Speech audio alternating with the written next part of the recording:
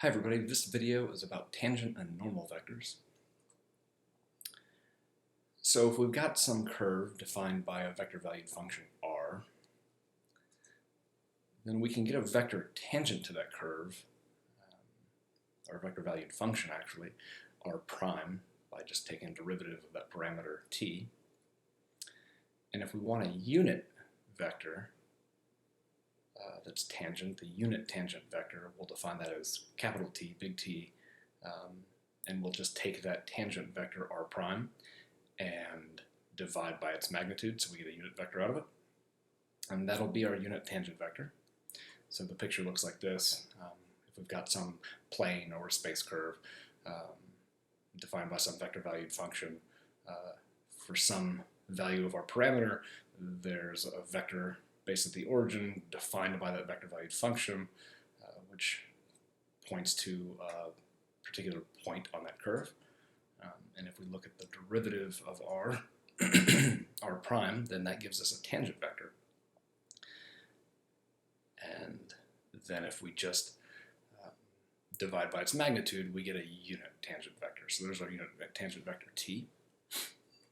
And that's pretty much it for the unit tangent vector.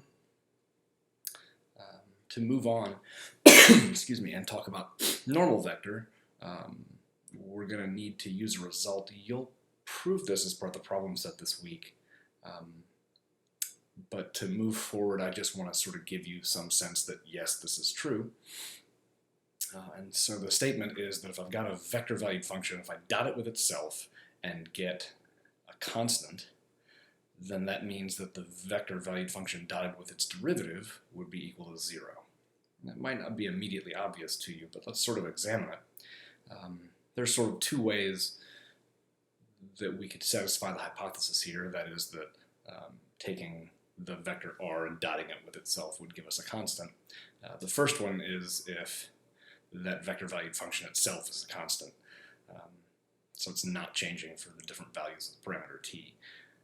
That would mean that instead of tracing out some plane or space curve, that it always just points to the same point, no matter what the parameter t is. Well, if that's the case, if r is constant, then it should be clear that r prime would be the 0 vector. But if r prime is the 0 vector, then r prime dotted with anything would be 0, so clearly r prime dotted with r would be 0. And we've satisfied the statement above. The other way, if vector r is not itself constant, but just that r dot r is constant, what does that mean? Well, r dot r we know is the magnitude of r squared. And so if r dot r is constant, then the magnitude squared is constant, which means that the magnitude itself is constant. So we've got some vector valued function r whose magnitude is constant. Let's think about an example when we know that might be true. Well, how about a vector valued function that's just tracing out a circle? So in this case, I've got some vector valued function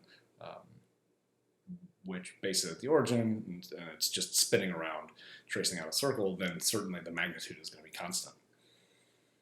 And if the magnitude is constant, well, then we can look at what that r prime vector, that tangent vector in the direction that it's moving, and you should be able to convince yourself, or a quick calculation will show you, maybe say take a vector valued function that's tracing out the unit circle, that tangent vector is perpendicular, orthogonal to the vector r. So again, if we've got that r dot r is constant, then that means that r dot r prime would be 0. So hopefully you believe that now, and we can use that result. Thinking back to our unit tangent vector t, well, what is t dot t? Well, it's the magnitude of t squared, but t is defined to be a unit vector, so that's just 1.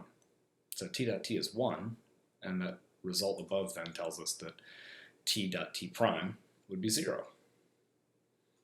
And that means that t prime is always orthogonal to t. So if I want to get a unit vector, if I just want to get an orthogonal vector to the tangent vector, then t prime will work because it's always orthogonal, it's always perpendicular to t. And sure enough, that's how we're going to define what we call the principal unit normal vector. So I'll just find t prime, divide by the magnitude of t prime so that it's a unit vector. But t prime points me toward a normal vector, a vector that's perpendicular to that unit tangent vector. So again, the picture, if I've got some value of my parameter, my vector r is pointing me to a spot on my curve. At that spot, if I take the derivative, I can use that to find the unit tangent vector, and with the unit tangent vector, I can look at its derivative and use that to find a unit normal vector. That's the principal unit normal vector.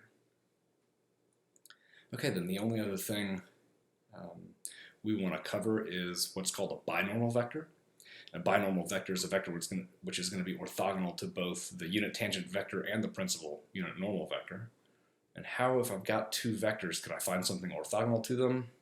That's right, the cross product. So what we call the binormal vector is defined to be the cross product of t with n. Okay, that's it for this. I'll see you in class.